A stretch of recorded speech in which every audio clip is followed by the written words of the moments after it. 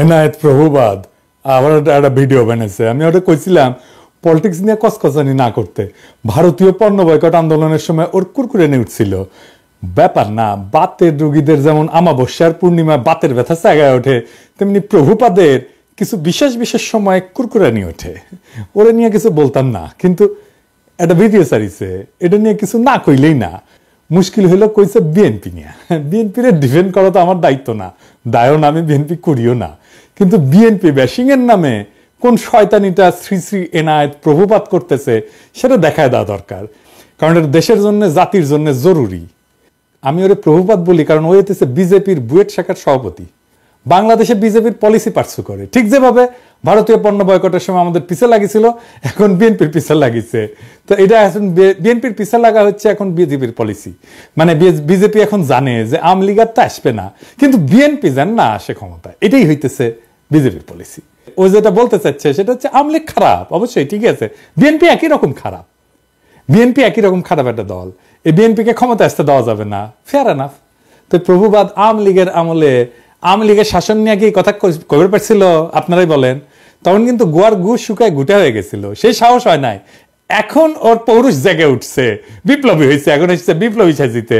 ওই সময় কি কি করেছিল আসেন দেখি।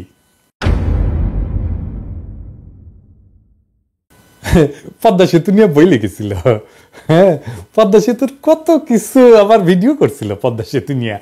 নির্বাচন আগে হাসিনার যেগুলো মেগা প্রজেক্ট, গুলো মেগা দুর্নীতির প্রজেক্ট, সেগুলো নিয়ে ও ভিডিও বানিয়েছিল। পদ্মা সেতু নিয়ে, মাতারবাড়ি নিয়ে, রামপাল নিয়ে, পায়রা নিয়ে, রূপপুর নিয়ে। রূপপুরে কি পরিমাণে টাকা মারিছে এখন সব খবর বাড়াচ্ছে, কিন্তু ওর কাছে আসে নাই গেলে সেই খবর, ওইটা প্রমোট করে গেছে।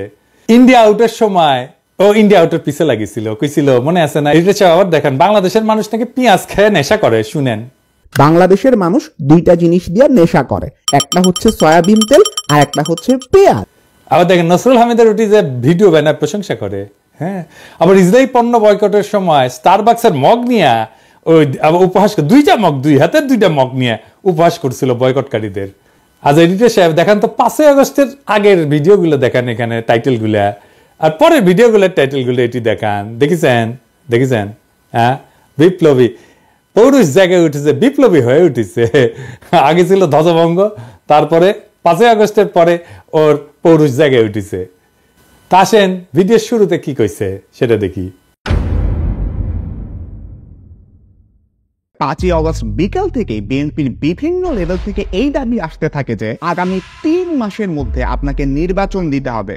তো ও বিএনপির দোষ দিতেছে। বিএনপি কেন বাংলাদেশের বর্তমান অন্তর্বর্তীকালীন সরকারের কাছে নির্বাচন চাইছে? তো একটা গণতান্ত্রিক দল তো নিজের দেশের সরকারের কাছে সুষ্ঠু নির্বাচন চাইবে না? বিএনপি তো হাসিনার কাছেও চাইছে নির্বাচন নাকি? তো এনাদের ওই যে বাবার দেশ ভারতের কাছে যে ওর নেতা সজীব ওয়াজেদ জয় 90 দিনের মধ্যে বাংলাদেশে নির্বাচন করায় দেওয়ার দাবি করলো, সেটা এনাদের ভালো লাগছে না? হ্যাঁ, দেখেছেন? আসেন একে একে অন্য অভিযোগগুলা দেখি। ওই করছে যে মার্কিন দূতাবাসের সূত্র নাকি দাবি করেছে যে তারেক রহমান বিভিন্ন কনস্ট্রাকশন কোম্পানি আর প্রতিষ্ঠানের কাছে চাঁদা চাইছিল। শুনেন, মার্কিন দূতাবাসেরই আরেকটা সূত্র বলতেছে তারেক রহমান কোটি কোটি ডলারের অবৈধ সম্পদ সংগ্রহ করছেন। ঢাকায় আগে একজন মার্কিন রাষ্ট্রদূত ছিলেন যার নাম জেমস এফ মরিয়ার্টি। উনি বলতেছেন তারেক রহমান শুধুমাত্র যে মোনেম কনস্ট্রাকশনের মতন একটা লোকাল কোম্পানির কাছ থেকে ঘুষ খাইছেন এমন না, ওই কি মোনেম কনস্ট্রাকশন তারেক রহমানকে 4.5 লক্ষ মার্কিন ডলার ঘুষ দিছিল। আসল কাহিনী হচ্ছে মার্কিন দূতাবাস এরকম কোনো দাবি করে নাই। মার্কিন দূতাবাস তাদের কেবল মানে যে সমস্ত কমিউনিকেশন পাঠায় আর কি, তার দেশে কোথায় কি আপডেট হচ্ছে এইগুলা লিখা পাঠায় এবং বিভিন্ন বিষয়ে ওয়াশিংটনের মতামত চায়। এরকম একটা কেবল যেটা পাঠানো হয়েছে 2008 সালের নভেম্বরে, সেখানে তারা লিখছিল যে বাংলাদেশের দুর্নীতি দমন কমিশন তারেক রহমানের বিরুদ্ধে বিভিন্ন অভিযোগ আনছে, যার মধ্যে আছে অমুক কনস্ট্রাকশন ফার্ম থেকে চাঁদা দাবি, তমুক প্রতিষ্ঠান থেকে চাঁদা দাবির অভিযোগ। এটা রিপোর্টিং, এইটা মার্কিন দূতাবাসের কোনো অভিযোগ না। একটা দাবিও কিন্তু মার্কিন দূতাবাস বা তাদের কোনো সূত্র করতেছে না। এই অভিযোগ আনছে মইনুল আহমেদের সরকারের দুর্নীতি দমন কমিশন, যারা তখন -2 ফর্মুলা বাস্তবায়নে ব্যস্ত, আর আমেরিকা দূতাবাস সেই মামলাগুলোর বর্ণনা করতেছে, আর কিছু না। কিন্তু এই মামলাগুলো কিভাবে হয়েছে সেটা একটা বর্ণনা কিন্তু আছে মহিউদ্দিন আহমেদের বই 1/11-তে। এই মামলাগুলো হয়েছিল সরাসরি মইনুল আহমেদের নির্দেশে, যদিও তখনকার এনবিআর বা দুদক কেউই তারেক রহমানের বিরুদ্ধে কিছুই পায় নাই। বইয়ের 274 পৃষ্ঠাতে মহিউদ্দিন আহমেদ যখন তৎকালীন এনবিআর এর শীর্ষ কর্মকর্তাকে তারেক রহমানের মামলাগুলোর ব্যাপারে জিজ্ঞেস করছে, উনি উত্তর দিচ্ছেন, কি বলতেছেন, তাদের বিরুদ্ধে তো কোনো মেজর কেস পাওয়া যায়নি, যেমন তারেকের তো কোনো কিছু প্রমাণিত হয় নাই, তার তো কিছু পাই নাই বলতে গেলে, দেখেছেন। এবং এই 1/11 বইতে খুব বিস্তারিতভাবে লেখা আছে কিভাবে মইনুল আহমেদ বাধ্য করছিল এই সমস্ত মামলা দিতে। এবং আমরা সবাই জানি যে কিভাবে তখন ব্যবসায়ীদের তুলে নিয়ে বিভিন্ন রাজনীতিবিদদের বিরুদ্ধে মামলা করতে বাধ্য করা হইতো। সেই মামলাগুলোর সূত্র ধরে এই প্রভুপাদ ভিডিও বানায় ফেলছে যে তারেক রহমান চাঁদাবাজি করছে, দেখেছেন। মানে মানুষের তো ইন্টেলেকচুয়াল একটা অনেস্টি থাকবে। উনাকে আবার ছাত্র পড়ায় বুয়েটে, ছাত্র কি শিখবে ওর কাছ থেকে? ছাত্র সাবজেক্ট কি শিখবে জানি না, কিন্তু নৈতিকতা তো শিখবে না ওর কাছ থেকে। এখন প্রশ্ন হইতেছে যে মামলাগুলো হইলো গত 17 বছর, এই চাঁদাবাজি মামলার অগ্রগতি কি? গোড়ার ডিম, শূন্য। এটা চাঁদাবাজির মামলাও হাসিনা গত 17 বছরে কোনো আদালতে প্রমাণ করতে পারে নাই, এমনকি কোনো বিবাদী এই সমস্ত ভুয়া মামলা চালাইতেও চায় নাই। তো প্রভুবাদ কোত্থেকে পাইলো এগুলা? দেখেছেন কিরকম জাউরা, কিরকম জাউরা।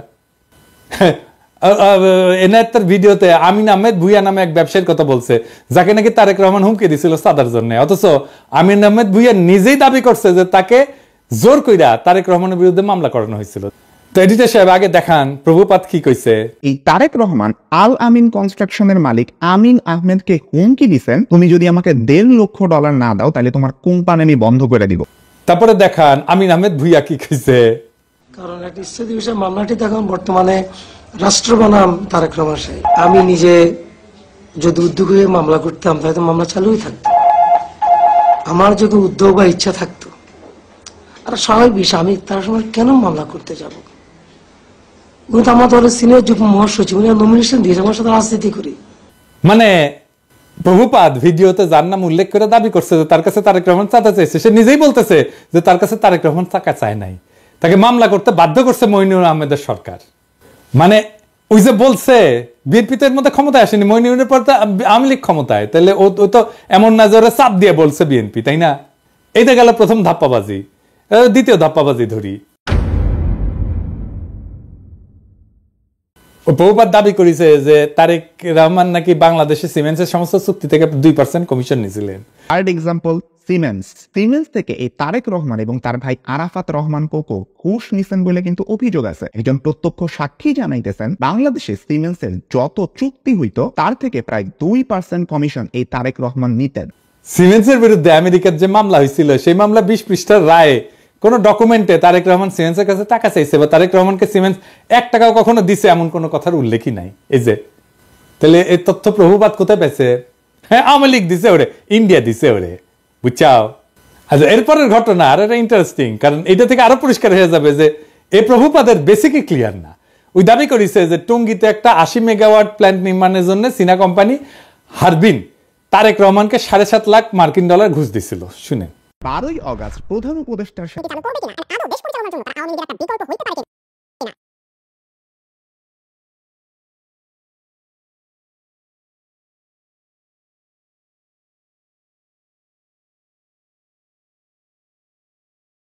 আসল কথা হচ্ছে হারবিন একটা টেন্ডার প্রক্রিয়াতে সর্বনিম্ন বিডার হিসেবে 2002 সালে মনোনীত হয়েছিল। এই দরপত্র নিয়ে কোনো মামলা হয়নি কখনোই। তাই হারবিনকে কাজ দিতে তারেক রহমান ঘুষ দিছিল দাবি ভুয়া, কারণ যার টেন্ডার সর্বনিম্ন হয় সে তো এমনি কাজ পাবে। মামলাটা আসলে কি ছিল? মামলাটা ছিল হারবিন এবং তাদের বাংলাদেশের পার্টনার নির্মাণ কনস্ট্রাকশনের টঙ্গীর বেসিক শিল্পনগরীতে যে পাওয়ার প্ল্যান্ট বানানোর কাজ পায় সেটার ওয়ার্ক অর্ডার নিয়ে। খাদিজা বেগম গিয়াসউদ্দিন আল মামুনকে দিয়ে পাওয়ার প্ল্যান্টের ওয়ার্ক অর্ডারটা তাড়াতাড়ি বের করে আনে।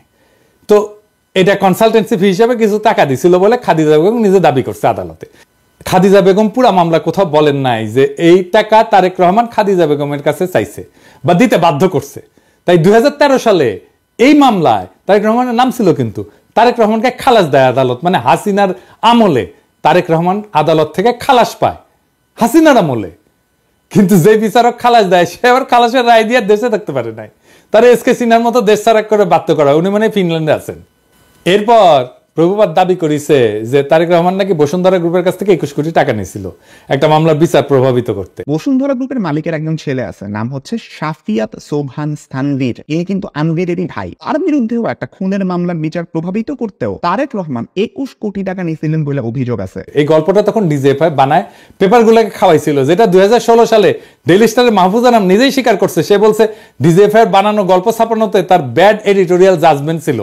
ভুয়া গল্পটা হাসিনার ইন্ডিয়ার দালাল এনায়েত আজকে ওই জেনজিদের খাওয়াইতে আসছে, কোনো ধরনের রিসার্চ না কইরাই। কিরকম জাউরা দেখেন।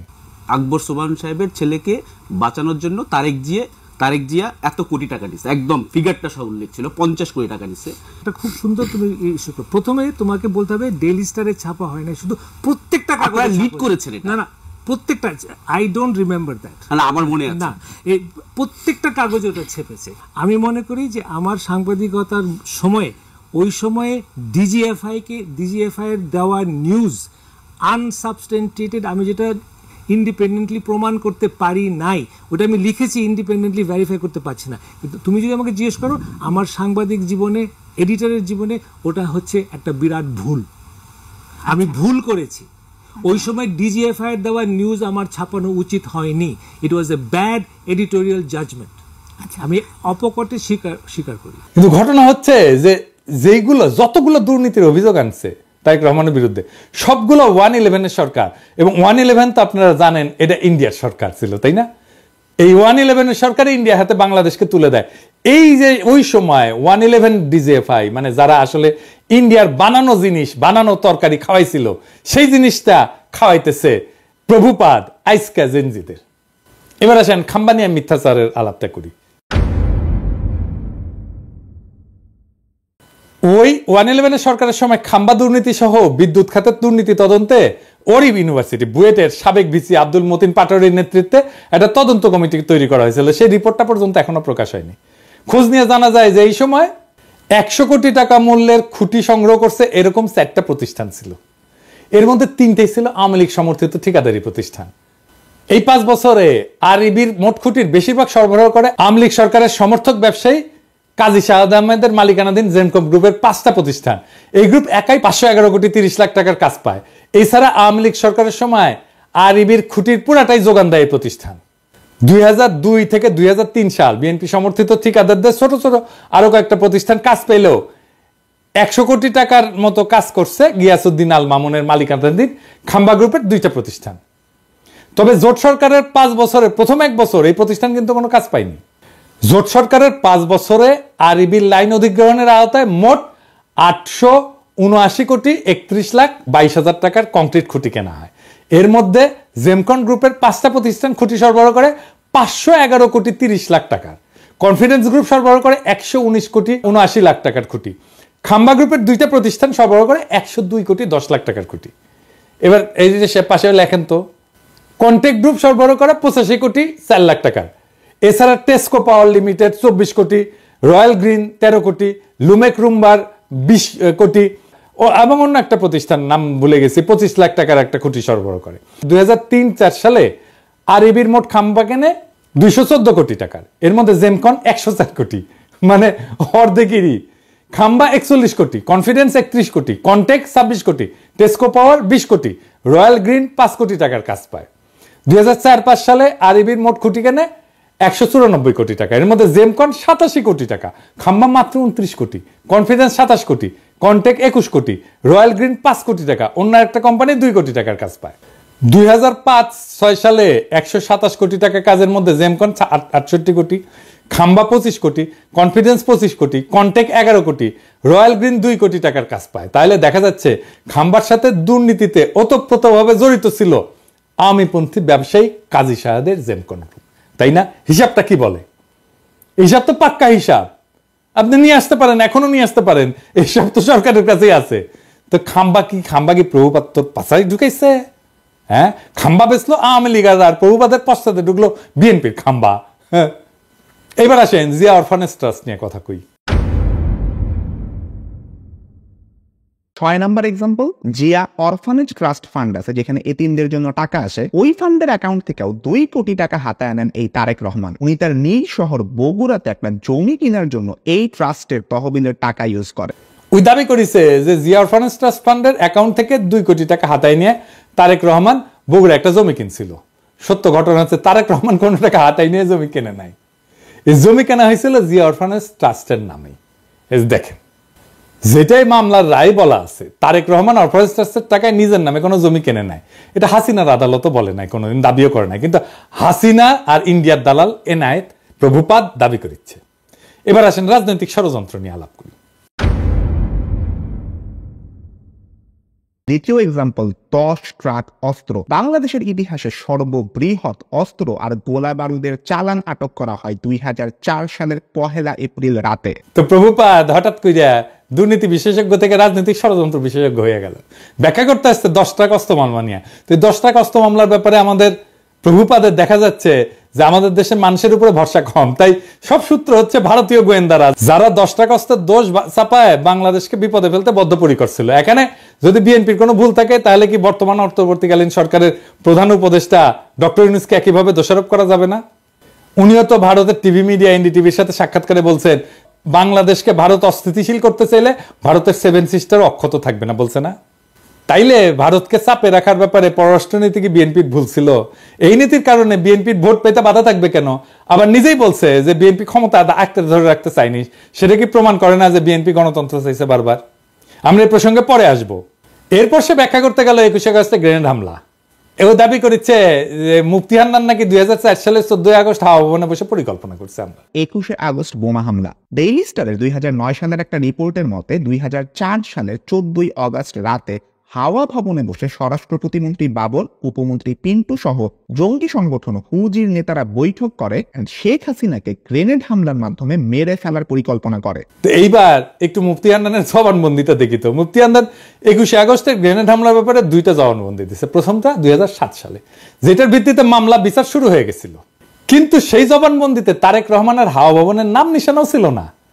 এই জন্য শেখ হাসিনা 2009 সালে মুফতি হান্নানকে রিমান্ডে নিয়ে নির্যাতন করিয়া তারেক রহমানের হাওয়া ভবনের নাম বের করার দায়িত্ব দেয় তার বিশ্বস্ত দালাল আব্দুল কাহার আকন্দকে।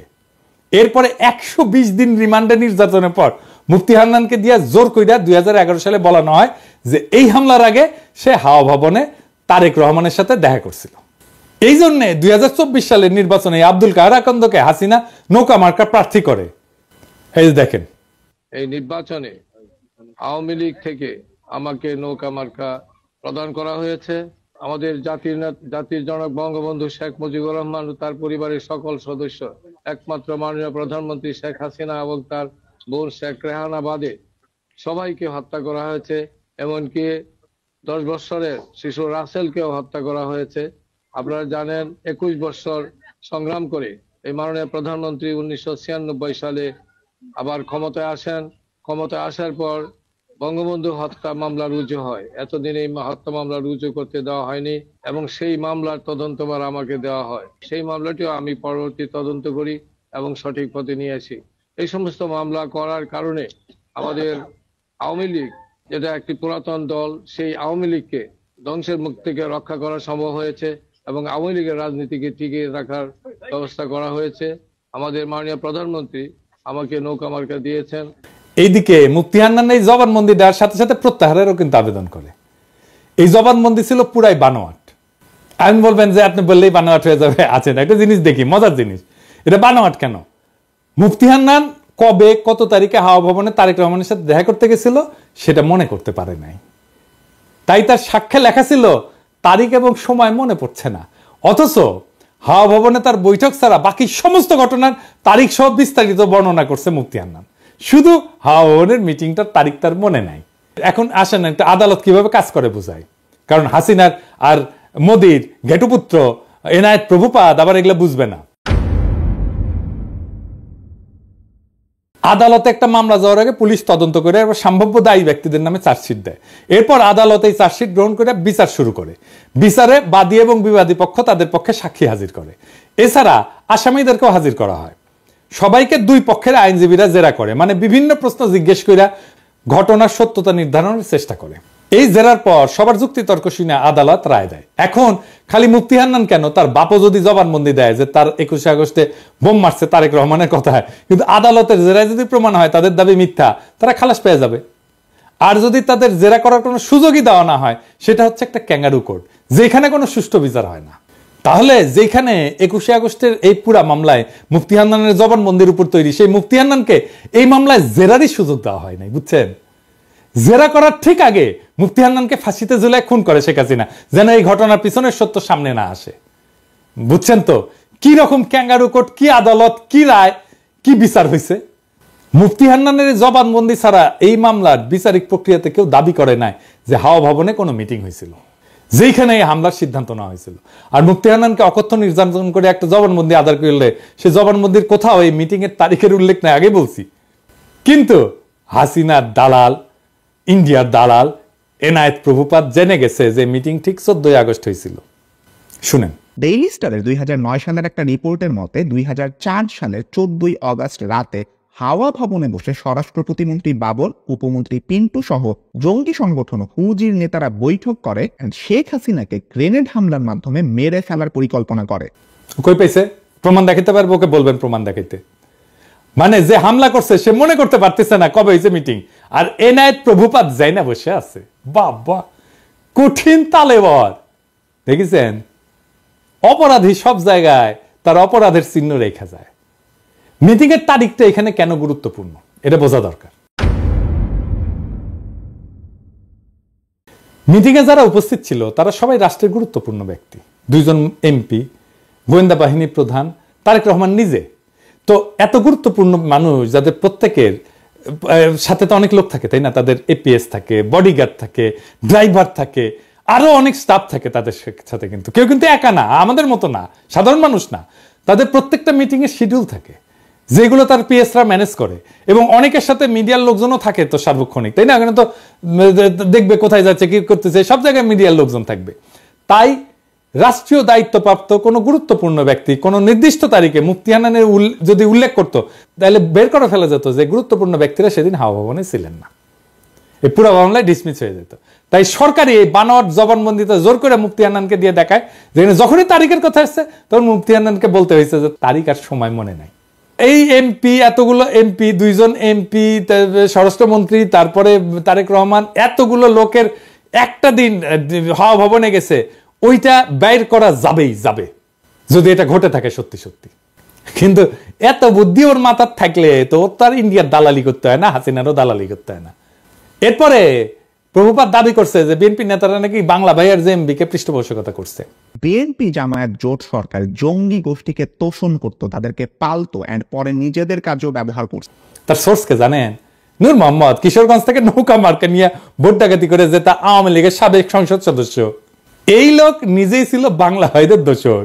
আলী রিয়াজের যে Islamic militancy Bangladesh complex web, এই বইয়ের 52 পৃষ্ঠায় উল্লেখ আছে নূর মোহাম্মদ 2004 সালে রাজশাহী রেঞ্জের ডিআইজি হিসেবে গণমাধ্যমকে বলছিল যে বাংলা ভাই এবং তার বাহিনী বামপন্থী সরবরাহদের ধরতে সাহায্য করছে, এবং তিনি নিজেই স্থানীয় পুলিশ বাহিনীকে নির্দেশ দিয়েছেন তাদের সহায়তা করতে। তাহলে দেখেন বাংলা ভাই আসলে কারা সাহায্য করছে। তো এইসব কইরা বিএনপিকে বিপদে ফেলে আওয়ামী লীগের নমিনেশন যেটা ভোট ডাকাতকে সূত্র ধরে এনায়েত প্রভুপাত বলতেছে যে বিএনপির নেতারা নাকি জঙ্গিদের পৃষ্ঠপোষকতা দিচ্ছে। তবে এটা সত্য যে জেএমবির এই ঘটনা বিএনপির ক্ষমতা হারানোর কারণ। কিভাবে এটা একটু দেখি। একটা রাষ্ট্রে বল প্রয়োগের একচেটিয়া কর্তৃত্ব থাকে আর কারণ না, রাষ্ট্রের কাছে। এই কর্তৃত্ব আর কারো কাছে চলে গেলে বল প্রয়োগের দ্বিতীয়, তৃতীয়, চতুর্থ যদি জিনিস তৈরি হয়ে যায় তাহলে রাষ্ট্র ক্ষমতাহীন হয়ে যায়। হাসিনার পুলিশ আমাদের মারবে, এটাই নিয়ম। যতদিন আমাদের একচেটিয়া ভাবে মারতে পারবে ততদিনই হাসিনার ক্ষমতা। আমরা যখন ঠোলা মেয়েটা ঝুলে রাখতে পারলাম না তখনই হাসিনা পলাইলো, বুঝছেন? তা খালেদা জিয়া সরকার ক্ষমতায়, যেখানে বাংলা ভাই প্যারালাল একটা বল প্রয়োগ করে, তাহলে খালেদা জিয়ার ক্ষমতা কোথায় থাকে? থাকে না তো। রাষ্ট্রের 2টা ক্ষমতা থাকে না, এক বনে 2 বাঘ থাকে না, এক বনে একটাই বাঘ থাকে। আমরা বাঘ হয়ে উঠতে পারছিলাম জন্যই হাসিনা পলাইছে, বুঝছাও? বাংলা ভাই ওইখানে তাণ্ডব করতেছে, আর বিএনপির মন্ত্রীরা বলতেছে বাংলা ভাই মিডিয়ার সৃষ্টি। এটা তো বিএনপির দোষ। যদিও 2005 সালে 17ই আগস্ট জেএমবি আত্মপ্রকাশ করে, তারপরে 1 বছরের মাথায় জঙ্গি সংগঠনের সমস্ত নেতাকে গ্রেপ্তার করে পুরো সংগঠনটা ভেঙে দেওয়া হয়। এটা নিয়ে টাইম ম্যাগাজিন একটা প্রচ্ছদ প্রতিবেদনও করে, কিন্তু ড্যামেজ যা হওয়ার তা হয়ে গেছে ততদিনে। গ্রেনেড হামলা নিয়ে কথাটা বলি, যে গ্রেনেড হামলা নিয়ে বিএনপির লোকেরা নানা কথা বলে হাসিনায় তদন্ত করতে দেয় না, কিন্তু এটাও সত্য। জজমিয়া নাটক কিন্তু বিএনপির আমলে হয়েছিল। গ্রেনেড হামলা একটা বিশ্বাসযোগ্য তদন্ত করতে না পারার দায় বিএনপির। এটা আমি আগেও বলছি, এখনো বলতেছি। আরো বিএনপির আরো সমস্যা আছে। র্যাব বানানো হয়েছে, এটা বিএনপির একটা মারাত্মক ভুল। বিএনপি আমলে র্যাব বিচার বহির্ভূত হত্যাকাণ্ড শুরু করে, এইটা মানবাধিকার লঙ্ঘন, এর দায় বিএনপি। এবং এখনো পর্যন্ত বিএনপি যে এটা ভুল কাজ ছিল সেটা স্বীকার করে না। দেশের আভ্যন্তরীণ আইন শৃঙ্খলাটা মিলিটারি ইস্যু না রে বাবা, এইটা মিলিটারি দিয়ে এই কাজ করতে পারবেন না। এখন মাঠে মিলিটারি আছে, পুলিশের কাজ করতেছে, এটাও মিলিটারির কাজ না। ওদের যত দ্রুত সম্ভব ক্যান্টনমেন্টে ফিরে যাওয়া উচিত। এবার আসেন 15 ফেব্রুয়ারি নির্বাচন নিয়ে। 1996 সালে 15 ফেব্রুয়ারি নির্বাচনের ভুল প্রেক্ষাপট বর্ণনা করছে। বাস্তবতা হচ্ছে যে বিএনপি জনগণের দাবি মেনে নিয়ে তত্ত্বাবধায়ক সরকারের অধীনে নির্বাচন দিতে চাইছিল, কিন্তু সংবিধান সংশোধনের জন্য যথেষ্ট সংখ্যক সংসদ সদস্য ছিল না, কারণ আওয়ামী লীগ, জামাত সহ সকল দলের সংসদ সদস্য সংসদ থেকে পদত্যাগ করছিল। সেই জন্য 15 ফেব্রুয়ারি নির্বাচনটা দিতে হয়েছিল। 15 ফেব্রুয়ারি নির্বাচনের মাধ্যমে নতুন সংসদ তত্ত্বাবধায়ক সরকারের বিল পাস করে বিএনপি পদত্যাগ করছিল। এটা তো একটা নিয়মের কারণে, নিয়ম রক্ষার জন্য করছিল। বিএনপির সেন্সেবল আচরণের কারণেই 1996 সালে 116 জন আসন নিয়ে বিরোধী দলের আসনে বসতে পারছিল।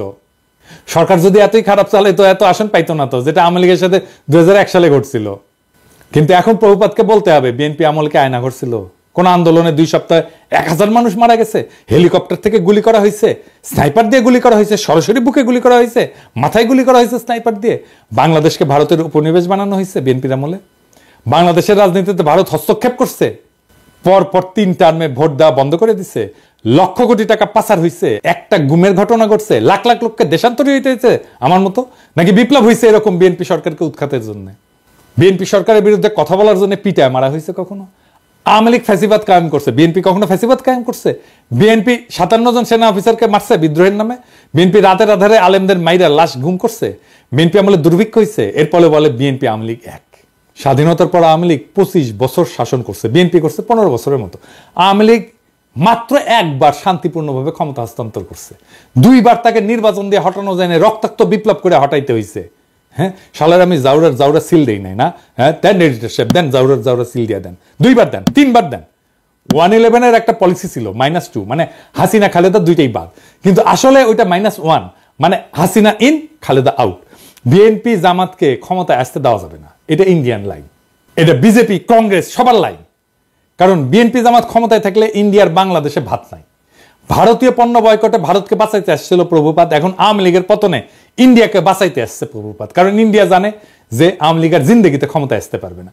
বাংলাদেশে ইন্ডিয়ার অনেক সফট অ্যাসেট আছে, এই প্রভুপাত তার মধ্যে একটা, ইন্ডিয়ার সফট অ্যাসেট। এরকম আরো অ্যাসেটকে মাঠে নামাবে ইন্ডিয়া, এই যে রোকে অ্যাপ্রাজি আর একটা সফট অ্যাসেট। তবে প্রভুপাত, তোমার ইন্ডিয়ান সফট অ্যাসেট মার্ক করে রাখলাম, যেদিন ভারতীয় পণ্য বয়কটের পিছিয়ে লাগছো সেদিনই মার্ক করে রাখছি। আমার মার্ক করা ভুল হয় না, বুঝছাও? তো একটা জিনিস জানো, কয়া রাখি, বাঘে শুইলে 18 গা, ঠোলাই শুইলে 36 গা, আর পিনাকি শুইলে জয় বাংলা।